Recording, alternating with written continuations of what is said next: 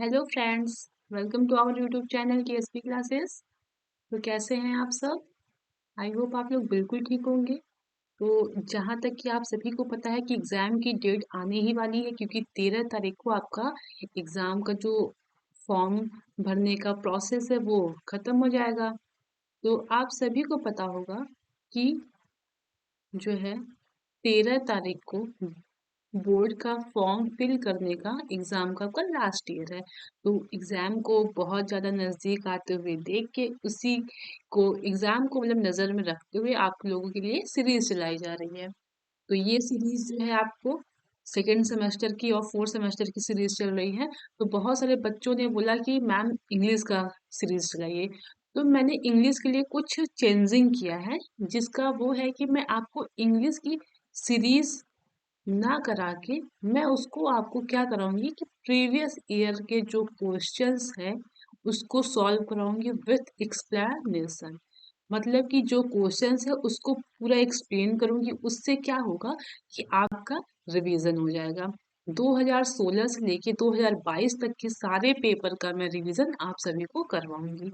तो क्लास को अच्छे से देखिएगा, मेरे साथ समझने की कोशिश करिएगा। जिसकी इंग्लिश वीक है वो भी पास करने तक नंबर ले आ सकता है, अगर वह मन लगा के पढ़ाई करेगा तो। बहुत सारे बच्चों की क्वेरीज होती है कि मैम सीरीज से पढ़ के पास हो सकते हैं कि नहीं। तो बिल्कुल पास हो सकते हैं, लेकिन उसके लिए आपको सीरीज को पढ़ने के लिए भी आपको मेहनत करनी पड़ेगी। ऐसा नहीं है कि सीरीज आप पढ़ेंगे तुरंत पास हो जाएंगे, बिल्कुल नहीं। सीरीज को आप एक बार पढ़िए, दो बार पढ़िए। आप देखिएगा क्वेश्चन पूछ क्या रहा है, उसका आंसर हमें क्या लिखना है। सीरीज में एक बात यह है कि आपको क्वेश्चंस दिया है, फिर उससे रिलेटेड जितनी चीजें हैं वो सारी चीजें लिख दिया है।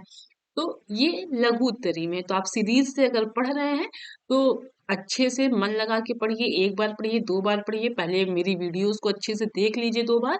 उसके बाद फिर आप रिवीजन के लिए अपनी सीरीज को उठा के क्विक रिवीजन कर सकते हैं। तो चलिए अब टाइम वेस्ट नहीं करते हैं और पेपर स्टार्ट करते हैं आपका।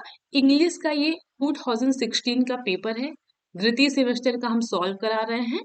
और आपका जो ये इंग्लिश है वो टोटल आपका 25 मार्क्स का आता है। मैंने आप सभी को पहले से ही बताया है, 25 मार्क्स का आता है। और इंग्लिश को पास करने के लिए आपको 12 नंबर ले आने बहुत ही जरूरी है। हालांकि जो बच्चे बिल्कुल नहीं पढ़े हैं, जिनका इंग्लिश बहुत वीक है, वो भी इस चैनल से अगर अभी जुड़ जाते हैं और यह प्रीवियस ईयर पेपर के जो क्वेश्चंस है वो मैं सोल्यूशन कराऊंगी एक्सप्लेनेशन के साथ। वो भी अगर ये पर ईयर का जो है क्वेश्चंस पेपर देखते हैं तो इनसे उनको पास होने तक का नंबर आराम से 12 नंबर मिल सकता है। ठीक है, तो चलिए अब क्वेश्चंस को स्टार्ट करते हैं। तो सबसे पहले आपका ऑब्जेक्टिव क्वेश्चंस आता है। ठीक है, ऑब्जेक्टिव क्वेश्चंस में आपके 5 नंबर के पूछे जाते हैं और सारे 5 नंबर के जो क्वेश्चंस है, हर एक क्वेश्चन के लिए आपको 1 नंबर मिलता है। यानी ऑब्जेक्टिव क्वेश्चंस आपके टोटल 5 नंबर के आते हैं। ठीक है, सबसे पहला क्वेश्चन है आपका, bilingual method is invented by. तो बाइलिंगुअल मेथड जो है वह किसके द्वारा इन्वेंटेड किया गया था? तो किसके द्वारा किया गया था? Professor CJ Dotson.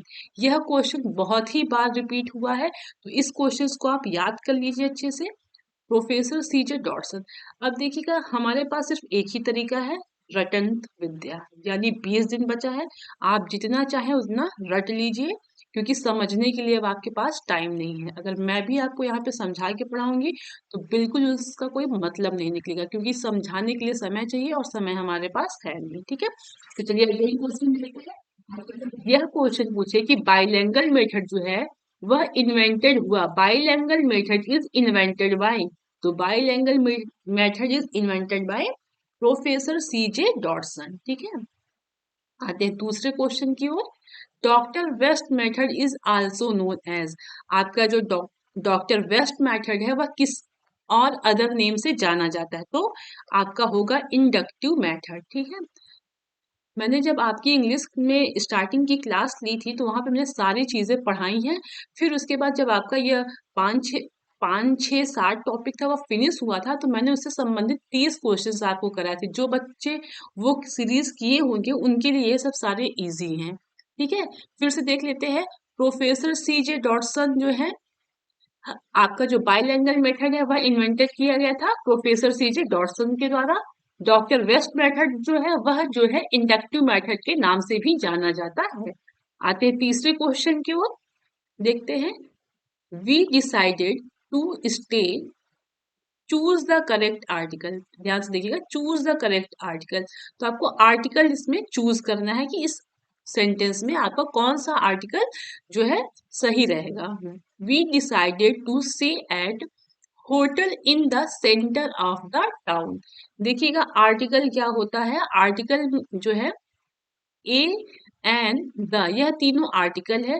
अ आपके साथ सभी के साथ आता है, एन आपके वॉवेल के साथ आता है, द जो होता है वह जो निश्चित चीजें होती है उनके साथ आता है। ऐसे आप नॉर्मली देख लीजिए, ठीक है। अब देखते हैं, we decided to stay at, a hotel होगा कि एन होटल होगा कि द होटल होगा, आप लोग बताइएगा। तो आप लोग को पता होगा अ होटल बिल्कुल नहीं होगा, क्योंकि यह एक होटल स्थान है। आपका होटल है, होम है, ठीक है, एच ओ है, स्कूल है, ठीक है। इन सब के साथ अ यूज नहीं होगा, एन यूज नहीं होगा, बल्कि क्या यूज होगा आपका, द यूज होगा, ठीक है। क्या कहते हैं, we decided to stay at the hotel in the centre of the town, ठीक है। अगला क्वेश्चन देखते हैं।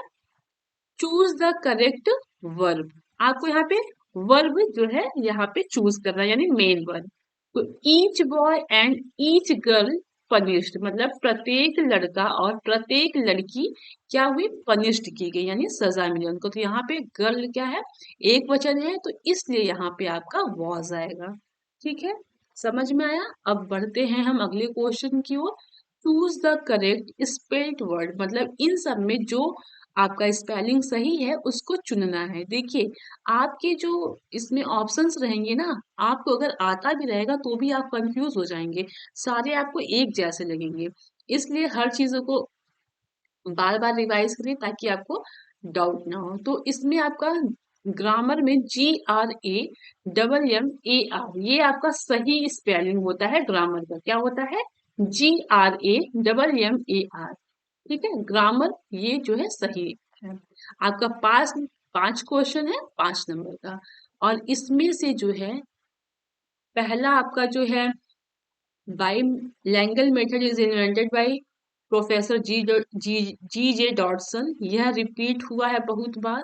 Doctor West method is also known as, यह भी रिपीट हुआ है। तो ये सब जो क्वेश्चंस है रिपीटेड क्वेश्चंस है, तो इन सबको थोड़ा ध्यान से पढ़ा करिए, ठीक है। अब देखते हैं क्वेश्चन है अगला। Point out the noun in the following sentence. इस सेंटेंस में आपको क्या करना है कि नाउन को खोजना है, ठीक है। ये आपका वेरी शॉर्ट आंसर है, इसमें सिर्फ नाउन आप खोज के लिख दिए तो आपको 1 नंबर आसानी से मिल जाएगा। तो देखिए इसमें नाउन क्या है, the crowd was very big, ठीक। तो वॉज क्या है, आपका वर्ब है, ठीक है। बिग क्या है, आपका एडजेक्टिव है। तो इसमें आपको द क्या है, आपका आर्टिकल है। तो आपको नाउन पूछा है, तो इसमें नाउन क्या है, आपका क्राउड, ठीक है। यहाँ आप ऐसे लिखिए नाउन, तो नाउन क्या है आपका क्राउड, और ये क्राउड जो है ये आपका क्या है, नाउन। क्राउड मीन्स भीड़, और ये जो है आपका कलेक्टिव नाउन है। कौन सा नाउन है, कलेक्टिव नाउन है, ठीक है। अब हम बढ़ते हैं अगली क्वेश्चन की ओर। Point out the adjective in the following sentence. आपको इस सेंटेंस में एडजेक्टिव जो है वह बताना है कि इस सेंटेंस में एडजेक्टिव कौन से है, ठीक है। अब देखिएगा एडजेक्टिव क्या होता है वह समझिएगा, जो नाउन और प्रोनाउन की विशेषता बताए, ठीक है। चाहे वो विशेषता क्या हो, अच्छी हो चाहे खराब हो, चाहे उसकी अच्छाई बताए चाहे उसकी बुराई बताए, ठीक है। चाहे उसके गुण बताए चाहे उसके दोष बताए, वही आपका क्या कहलाता है, एडजेक्टिव कहलाता है, ठीक है। तो देखिएगा, the ship sustain heavy damage, जो आपका शिप है उसको क्या हुआ है, डैमेज हुआ है। और कैसा डैमेज हुआ है, हैवी, मतलब बहुत ज्यादा हैवी, यही आपका क्या है, एडजेक्टिव है। क्यों, क्योंकि ये आपका जो है शिप का क्या बता रहा है, दो गुण या दोष, मतलब विशेषता बता रहा है कि आपका जो ये है शिप है वो क्या हुआ है, हैवी डैमेज हुआ है, ठीक है। बढ़ते हैं अगले क्वेश्चन की ओर। Fill in the blanks with superlative degree. अब देखिए आप लोग को पता ही नहीं होगा कुछ जो बच्चे पढ़े होंगे उन्हें पता होगा, जो नहीं पढ़े होंगे उन्हें नहीं पता होगा कि डिग्री क्या होता है। तो आपका सुपरलेटिव डिग्री, देखिए डिग्री 3 होता है, ठीक है।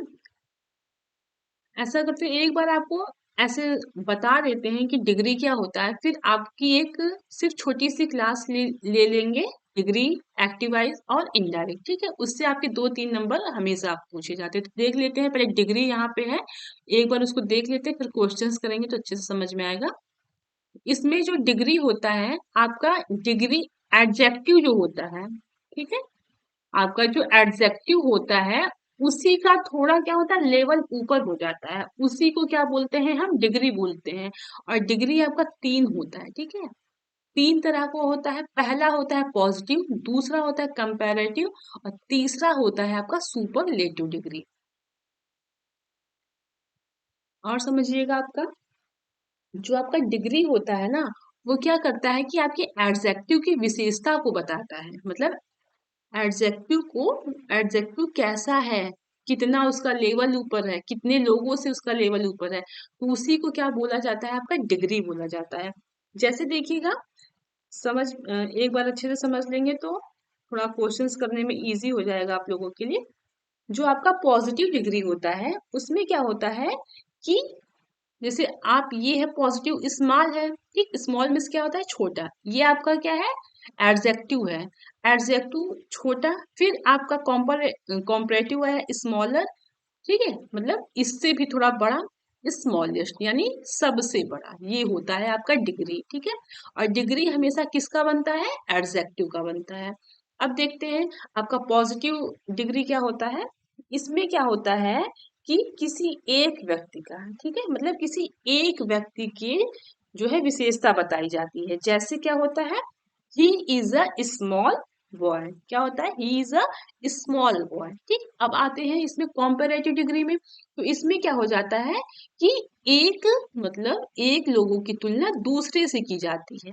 जैसे he is smaller than you, मतलब वह तुमसे छोटा है, ठीक है, वह तुमसे छोटा है। और ये इसमें क्या है, वह छोटा है, वह तुमसे छोटा है, ठीक। और सुपरलेटिव में क्या आ जाएगा कि किसी एक का मतलब कि सब में से, मतलब वन ऑफ द बेस्ट, सब में से एक क्या होगा, मुख्य होगा। जैसे स्मॉलेस्ट में क्या बोल देंगे फिर हम, ही is the smallest boy in the class, मतलब कि पूरे क्लास में से एक बच्चे की बात की गई है। यहाँ पे आपके पॉजिटिव में एक की बात की जाएगी, कॉम्परेटिव में दो लोगों के बीच में तुलना की जाएगी, और सुपरलेटिव में क्या कहा जाएगा कि आपका सभी में से एक जो है वह इसमें मेन होगा, ठीक है। अब देखिएगा आपका, और हमेशा जो आपकी डिग्री बनती है वो एडजेक्टिव की ही बनेगी। जैसे स्मॉल छोटा, चालाक, ठीक, ब्राइट में मतलब चमकदार, क्लीन में साफ, कोल्ड में ठंडा, महान, ठीक है। अब एक चीज और देखिएगा, जो आपकी डिग्रियां बनती हैं वो किस किस तरीके से बनती हैं, ठीक है। देखिएगा ये स्मॉल है ना, इसमें आपका ई आर लगा है, यस, ई एस टी लगा है, सब में सेम होगा आपका E R, E R, E R है ना, ई आर, फिर E S T, E S T, E S T. तो इसको याद रखने का तरीका क्या होगा उसको ध्यान दीजिएगा। पहला है आपका most adjective of one syllable and sum of two form the comparative by adding er and the superlative by adding est to the positive। देखिएगा, समझिएगा कि इसमें कहा गया है कि आपका जो एडजेक्टिव है वह वंस लेवल का जो होता है, ठीक है, यानी वंस लेवल का जो होता है आपका एडजेक्टिव, उसमें हम क्या करते हैं कि ई आर या ई एस टी लगा के हम उसको बना देते हैं, ठीक है। अब समझिएगा वंस लेबल क्या होता है। वंस लेबल मतलब एक ही साथ प्रोनाउंसिएशन कर देंगे, जैसे एक ही बार में बोलेंगे। जैसे स्मॉल है, ठीक, यह वंस लेबल है, मतलब एक ही बार में बोल रहे हैं।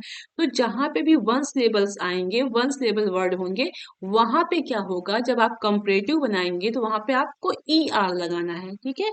और जहां पे जब सुपरलेटिव बनाएंगे तो उसमें हम ई एस टी लगाएंगे, ठीक है। यह चीज आप याद रखिएगा, आपको कंफ्यूजन नहीं होगा, ठीक है। यहाँ पे आप एक बात समझ लीजिएगा। वंस लेबल में थोड़ा आपको कंफ्यूजन होगा तो समझ लीजिएगा।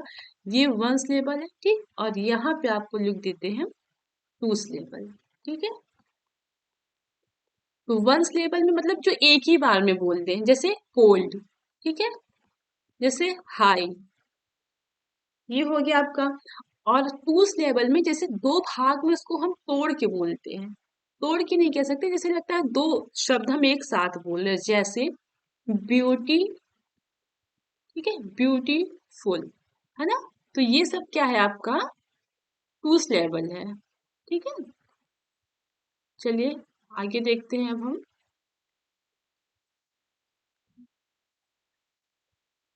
देखिएगा, स्मॉल का क्या होता है, स्मॉलर, स्मॉलेस्ट। क्लेवर का क्लेवर, क्लेवरेस्ट, ठीक है। आपका ब्राइट, ब्राइटर, ब्राइटेस्ट। क्लीन का होता है clean, cleaner, cleanest. Cold, colder, coldest. Great, greater, greatest. Once level समझ में आया कि नहीं, कंफ्यूजन तो नहीं है। जैसे कि जिसको प्रोनाउंसिएशन करने में कोई दिक्कत नहीं, एक ही साथ हो जाए, यानी एक शब्द जैसा लगे, ग्रेट। अगर आपको यहाँ पे ग्रेट हो गया, ठीक, फिर आपको अगर ब्यूटीफुल दे दे तो आपको खुद समझ में आएगा कि इसमें टू सिलेबल है ना। जैसे इंफॉर्मेशन, इनफॉर्मेशन, ये थ्री सिलेबल हो गया, ठीक है। जो पहली बार पढ़ रहा है तो उसको थोड़ा टफ लगेगा, तो बार बार अगर जैसे जैसे मैं आपको क्वेश्चंस कराऊंगी पर ईयर का, तो जैसे उसमें आएगा मैं बार बार यही आपको रिपीट कराऊंगी, तो आपको एग्जाम तक क्लियर हो जाएगा। High, higher, highest. Near, nearer, nearest, ठीक है। Poor, poorer, poorest. आगे है आपका रिच, रिचर, रिचेस्ट, ठीक है। Strong, stronger, strongest. Weak, weaker, weakest. Young, younger, youngest. ये हो गया। अब देखते हैं आगे। Large, larger, largest. Brave, braver, braverest. Fine, finer, finest. Wise, wiser, wisest. अब देखिए यही क्वेश्चन सेम पूछा है अभी जो था उसमें, कि आपका सुपरलेटिव डिग्री उसमें लगाना था। तो सुपरलेटिव डिग्री लगाना था, तो हैवी का सुपरलेटिव क्या है, हैवीएस्ट है, ठीक है। अब हम क्वेश्चंस देखते हैं, उसके बाद फिर आपका सारा कंफ्यूजन क्लियर हो जाएगा। इसमें जो है क्वेश्चन पूछा है, fill in the blank with superlative degree, ठीक है। तो पहले हम सेंटेंस पर पढ़ेंगे क्या है। Mount Everest is the peak of the Himalaya, मतलब माउंट एवरेस्ट जो है वो आपकी हिमालय की क्या है, ऊंची चोटी है। हैवी मीन्स क्या होता है आपका, ऊंची, ऊंचा या ऊंची, ठीक। तो इसका आपको सुपरलेटिव डिग्री बनाना है, क्या बनाना है, सुपरलेटिव डिग्री। तो आपका हैवी कैसा है, वन सा लेवल है, तो इसका हैवी ये आपका पॉजिटिव डिग्री है, क्या है, पॉजिटिव डिग्री है। उसके बाद आपका आएगा कॉम्परेटिव में आता है, हैवियर हो जाएगा, यहाँ ई आर लग जाएगा। और फिर सुपरलेटिव में आपका आएगा हैवीएस्ट, ठीक है। क्या आएगा आपका, हैवीएस्ट। तो यहाँ पे लिख लीजिएगा, यहाँ पे लिखिएगा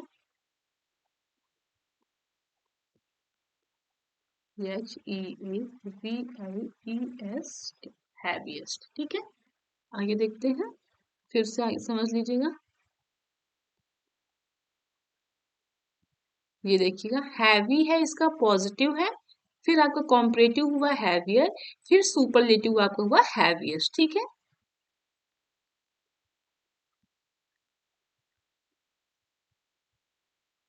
ये हो गया। अब आते हैं अगले क्वेश्चन की ओर।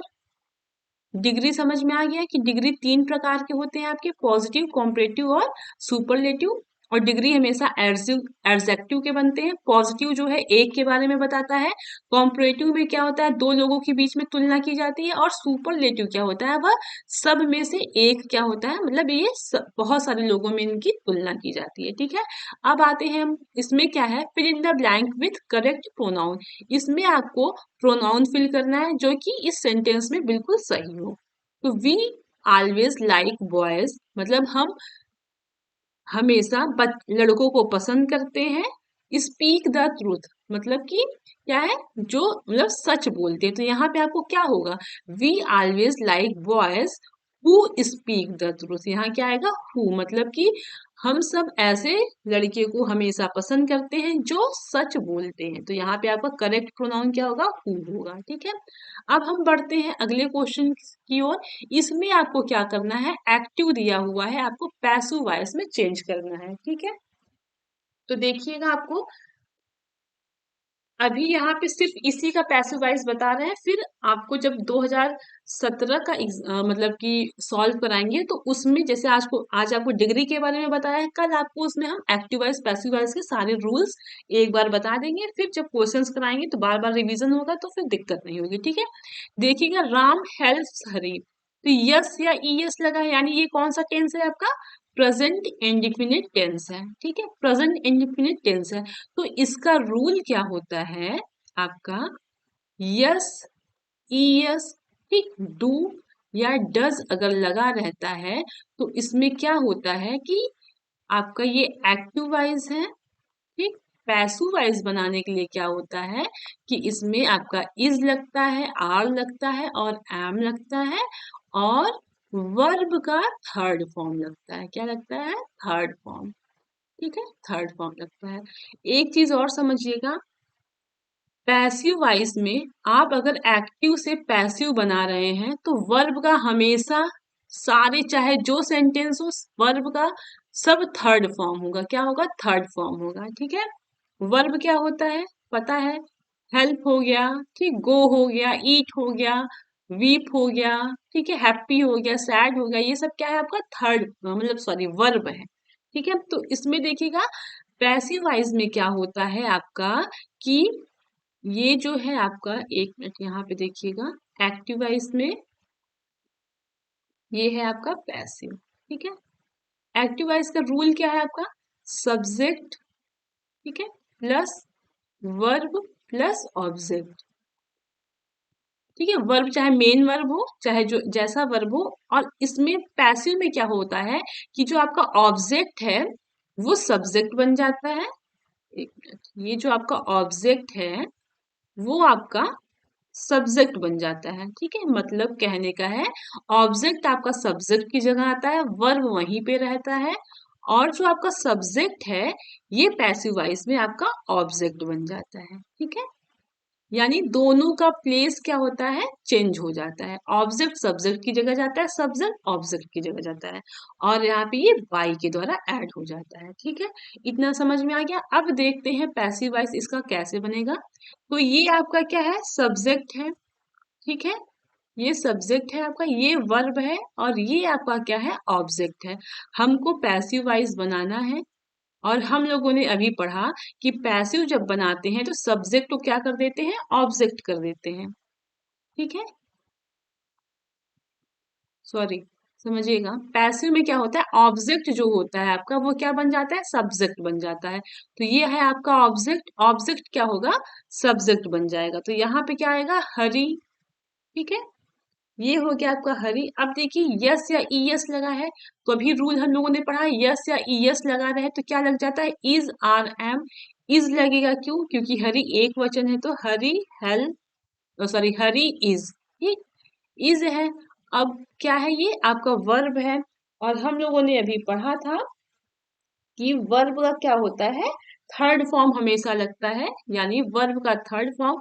तो वर्ब का थर्ड फॉर्म, वर्ब क्या है आपका, हेल्प है, तो हेल्प का थर्ड फॉर्म क्या होगा आपका, हेल्प्ड होगा। ठीक, हेल्प्ड बाई।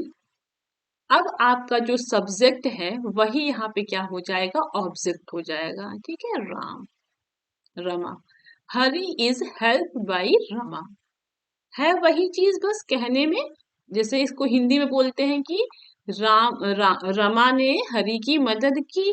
ठीक, इसमें क्या कहा जाएगा, हरि जो है रमा के द्वारा उसकी मदद की गई। ठीक है, चलिए अब आगे बढ़ते हैं। 11 क्वेश्चन जो है, change the following sentence into past continuous tense. ये जो है आपका यू स्पोक दिया है, इसको आपको पास्ट कॉन्टिन्यूअस टेंस में बदलना है। पास्ट में क्या होता है, बीता हुआ, और जो बीता हुआ है उसके लिए क्या लगता है, वाज और वर लगता है। कॉन्टिन्यूअस चाहे जिस सेंटेंस में हो उसमें आई एन जी अगर लगा है तो वो कॉन्टिन्यूअस होता ही है। अब ये तो आपके वर्ब पे यानी उस पे डिपेंड होगा कि यह कौन सा काल है। तो आपको पास्ट में बदलना है तो यू तो लिखेंगे ही, पास्ट है, यू क्या है आपका एक वचन, मतलब यू आपका बहुवचन है तो इसको हम यू वेयर लिखेंगे। उसके बाद जो है आपका स्पोक है ना, तो ये स्पोक जो है स्पीक का सेकेंड फॉर्म है, तो इसमें हम लिख देंगे यू वेयर स्पीकिंग, यानी वर्ब के फर्स्ट फॉर्म में आईएनजी हम लगा देंगे। ठीक है, यू वेयर स्पीकिंग। समझ में आया? आपका ये सेंटेंस दिया है, इसको आपको पास्ट कॉन्टिन्यूअस टेंस में बदलना है।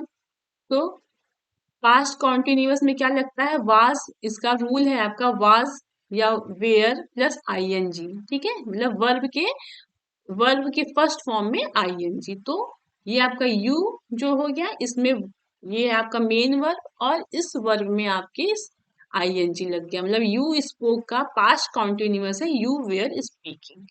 ठीक है, आपको मैं 3 टॉपिक कराऊंगी जिससे आपके लगभग 5-6 क्वेश्चंस ग्रामर में बनेंगे।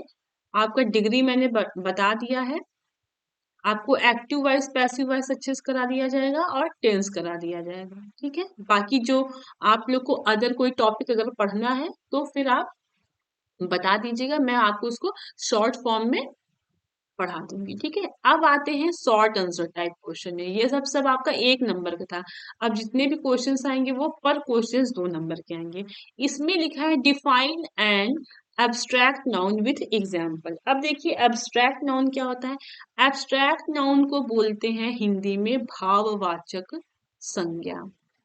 अब जो बच्चा हिंदी में जानता होगा भाववाचक संज्ञा, उसको इंग्लिश में लिखने में कोई दिक्कत नहीं होगी। एक बार समझ लीजिएगा भाववाचक संज्ञा क्या होता है। भाववाचक संज्ञा ऐसी संज्ञा होती है जो क्या करता है, गुण को, कार्य को और भाव को दर्शाता है। ठीक, अब देखते हैं इसको इंग्लिश में क्या लिखेंगे। एब्स्ट्रैक्ट नाउन इट डिनोट्स, ठीक, यानी यह प्रदर्शित करता है, क्या करता है, क्वालिटी को। ठीक है, अ क्वालिटी यानी गुण को, ठीक है, आपके एक्शन को यानी कार्य विधि को। ठीक है, आगे है आपका स्टेट यानी अवस्था या भाव। It denotes a quality action state, भाववाचक संज्ञा है हिंदी में किसी, ठीक है, वस्तु का या किसी व्यक्ति का क्या होता है कि यह गुण को, दोष को, कार्य को और क्रिया वह कैसा कर रहे हैं, अवस्था को प्रदर्शित करता है, वही आपका भाववाचक संज्ञा कहलाता है। अब इंग्लिश में है आपका abstract noun it denotes a quality action state. ठीक, ये आपका एब्स्ट्रैक्ट नाउन हो गया। और आपका एग्जाम्पल है आपका, जैसे कि क्या है, ट्रुथ। ठीक है, ट्रुथ क्या है, आपकी सच्चाई बता रहा है, ट्रुथ में सच्चाई होता है। ऑनेस्टी, ऑनेस्टी, ठीक है, ये आपका क्या बता रहा है, दशा बता रहा है ना, कि हाँ वह मतलब कि भाव बता रहा है कि सच्चाई है, ईमानदारी है। ठीक, स्लिप, ये सब आपका क्या हो गया, आपका एब्स्ट्रैक्ट नाउन हो गया। अब बढ़ते हैं अगले क्वेश्चन की ओर। इसमें क्या करना है आपको, इसके लिए 1 नंबर मिलेंगे, इसके लिए 1 नंबर मिलेंगे। तो इसमें आपको सही क्या भरना है, स्पेलिंग भरना है। ठीक है, तो इसमें देखिएगा, इसमें हम आप क्या बना सकते हैं, पहले देखिएगा। ये पहला है आपका, इसमें ओ लिखेंगे,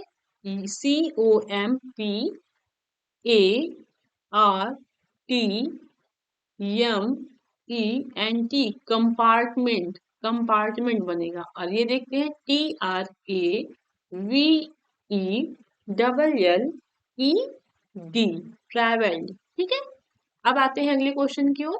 इसमें लिखा है transform the following sentence by changing the degree of comparison as a directed against each. ठीक है, देखिए डिग्री से आपके 3 क्वेश्चंस पूछे गए हैं इसी आपकी क्लास में, इसलिए कहा जा रहा है कि बहुत जो है आपका इम्पोर्टेंट है। ठीक है, देखिएगा, he is as wise as Solomon. ठीक है, इसमें आपको किस में चेंज करना है, कॉम्परेटिव डिग्री में चेंज करना है। आपका वाइज किस में है, पॉजिटिव डिग्री में।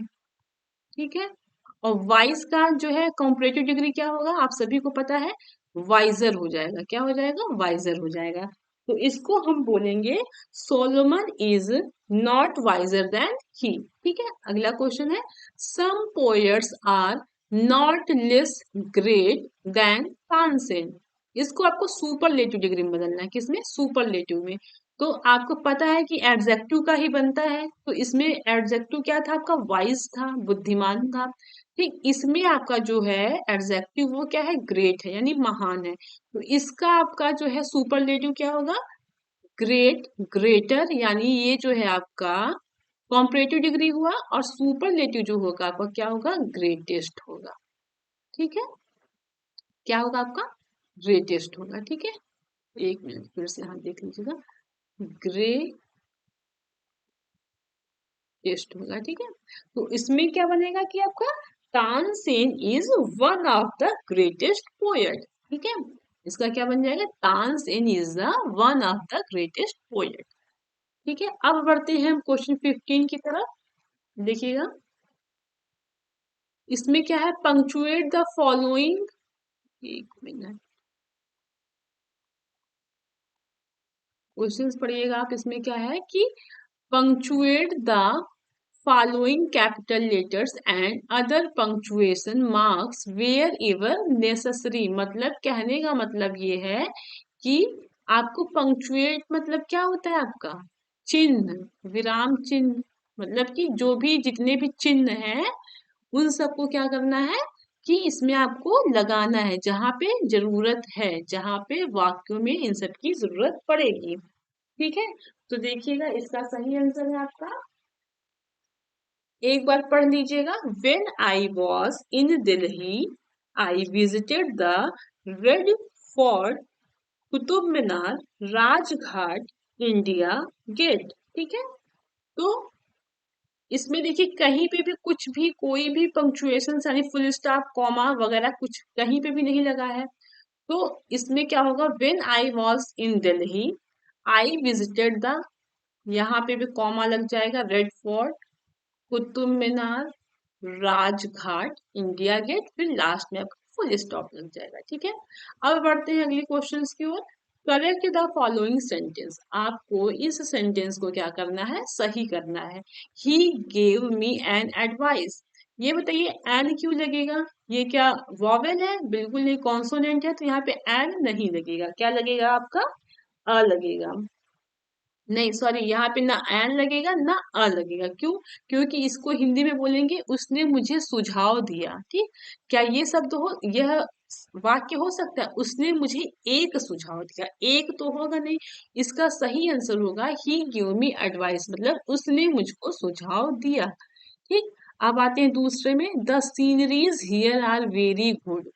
अब देखिएगा इसमें क्या है? सीनरीज है। ठीक, सीनरीज के लिए गुड नहीं आता है, पहली बात। क्या आता है? चार्मिंग आता है। ठीक है, आर नहीं आता है। ये सीनरीज एक के बारे में बात होता है, मतलब ये सिंगुलर होता है, प्लूरल नहीं होता है, इसलिए यहाँ पे क्या आएगा? इज आएगा। ठीक है, यहाँ पे, अच्छा मैं यहाँ पे करेक्ट लिख देती हूँ। इसका करेक्ट क्या होगा? ही गेव मी, एक मिनट,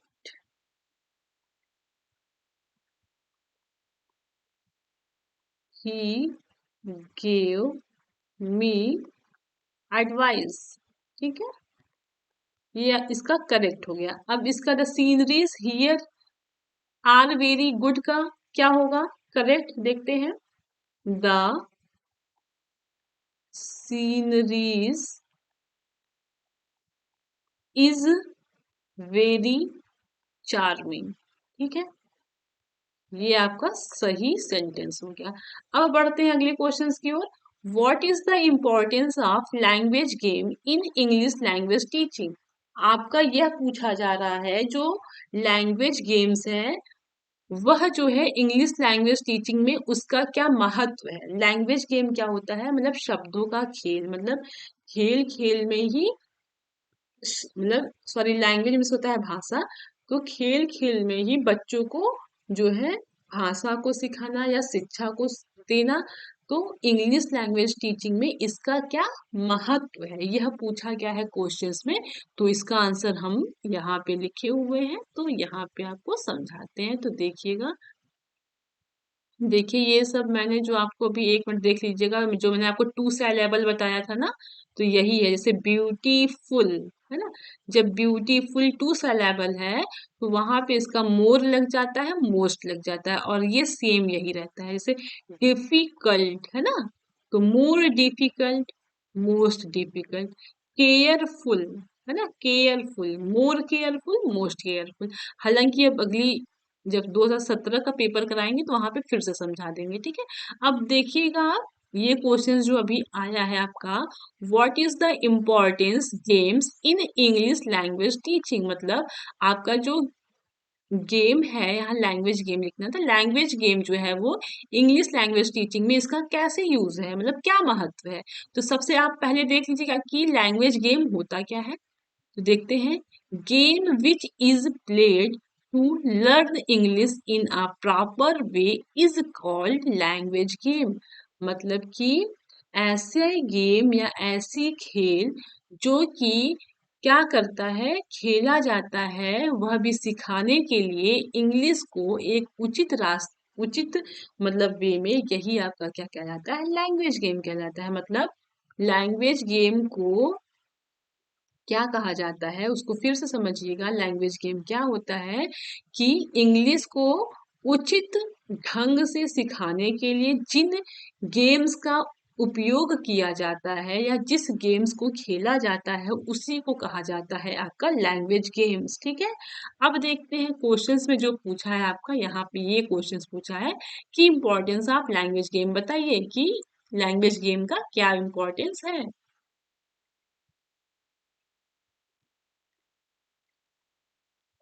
तो देखिएगा, पहला है language games play very important role in learning. मतलब जो आपका लैंग्वेज गेम्स है उसका एक बहुत अहम रोल है, यानी अहम भूमिका है सीखने में, यानी बच्चों को सिखाने के लिए लैंग्वेज गेम्स का एक बहुत ही महत्वपूर्ण रोल है, ठीक है। दूसरा है, it is necessary to make teaching learning process enjoyable, interesting and easy. मतलब आपका जो लैंग्वेज गेम है उसके द्वारा क्या किया जाता है, शिक्षा की जो प्रक्रिया है या सिखाने की जो प्रक्रिया है उसको इंजॉयबल बनाया जाता है। यानी मतलब कि इंजॉय, बच्चे रोचक ढंग से सीखते हैं, ठीक है। इंटरेस्टिंग मतलब उनका रुचि लगता है और सरल हो जाता है। तो आपका जो लैंग्वेज गेम है वह शिक्षण प्रक्रिया को क्या करता है, इंजॉयबल बनाता है, इंटरेस्टिंग बनाता है और इजी बनाता है, ठीक है। अगला देखते हैं, the learners understood better when they active. मतलब लैंग्वेज गेम के द्वारा बच्चे क्या होते हैं, एक्टिव, यानी सक्रिय रहते हैं, और जब बच्चे सक्रिय रहते हैं तो वह अच्छे से समझते हैं, ठीक है। अगला है आपका, game provide language practice in all the 4 skills. मतलब आपका जो 4 स्किल्स है, यानी लर्निंग, स्पीकिंग, राइटिंग, है ना, लर्निंग, स्पीकिंग, राइटिंग और लिसनिंग, ये जो आपका 4 स्किल है उसमें क्या होता है, गेम्स के द्वारा बच्चे अच्छे से जो है प्रैक्टिस करते हैं और वह उन चारों लैंग्वेज में और निपुण हो जाते हैं। अब देखते हैं वह गेम कौन कौन से हैं। पहला तो आपका क्वेश्चंस गेम हो गया। मतलब इसमें बच्चे क्या करते हैं, 2 टीम रहेगा, ग्रुप ए ग्रुप बी। तो एक क्वेश्चंस पूछेगा, दूसरा आंसर देगा, फिर दूसरा क्वेश्चन पूछेगा और पहला ग्रुप का आंसर देगा, ठीक है। और पजल्स, यानी जैसे अभी हम लोग कर रहे थे कि मान लीजिए ये बी हुए, ये आपको फिल करना है, तो यहाँ पे ओ हो जाएगा, ठीक। ये तो मान लीजिए स्पेलिंग मतलब fill in the blanks type का है। मान लीजिए पजल क्या होता है कि